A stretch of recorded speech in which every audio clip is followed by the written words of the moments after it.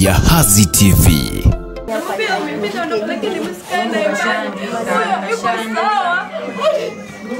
Usiseme hivyo, Mungu kashaandika hata kama vipi. Ilikuwa ishapita kalamu. Usiseme bolia tu, lakini usiseme hivyo utakufa.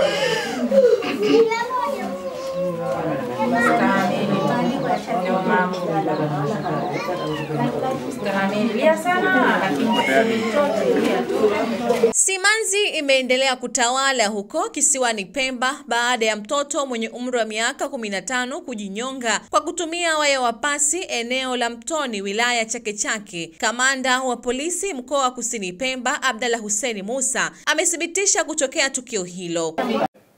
Mnamo tarehe 19 mwezi wa 11 mwaka 2025 majira ya saa 1 za asubuhi huko maeneo ya Mtoni, wilaya Chake Chake, mkoa wa Kusini Pemba, Muntasir Sefu Muhene ana umri wa miaka 15, mkazi wa Unguja, alikutwa amefariki dunia baada ya kujinyonga kwa kutumia waya wa pasi ya umeme ambaye alikuwa ameutundika juu ya dari chumbani kwa shangazi yake aitwaye Mwanaheri Omar Salim.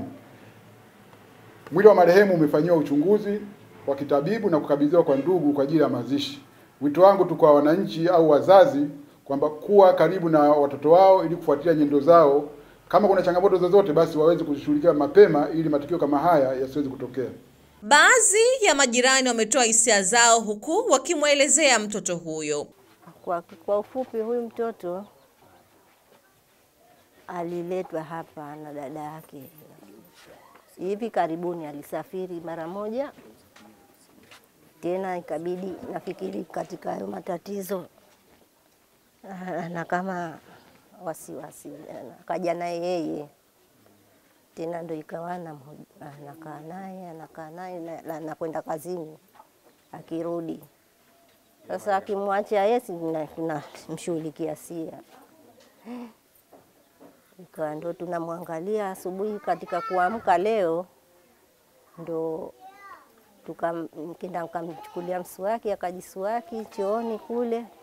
Wakati wa kumaliza akaja ndani kulala. Sasa katika kulala hivi, lakini ndio mie ninashughulika huko naosha vyombo na nini, naja mbona mtoto naona kimya, nikashituka kumwangalia ndani, kumbe kashajitundika. Sina habari muda wote, mimi nakosha vyombo tu. Kwa ufupi ni hivyo. Mzito nasikiliza kwa sababu mtoto kaja juzi tu, lakini mtoto ambao kwa amezoea sana pale kwangu. Ni mtoto ambao kwa ni mchangamfu.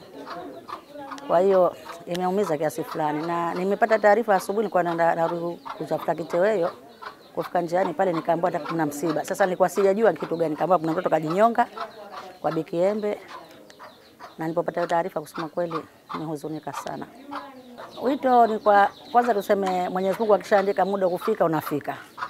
Na tuwe na uangalifu na watoto wetu. Hatujui alikuwa na tatizo gani, pengine alikuwa mgonjwa, japo tunasikia kama ni mgonjwa lakini hatuna uhakika. Na kwa vile mtoto kaja, bibi yake hajui kama alikuwa na matatizo hayo. Lakini pia kama muda ukifika ni lazima tu tutakwenda, na tunatakiwa wazee tuwe uangalifu. Jahazi TV.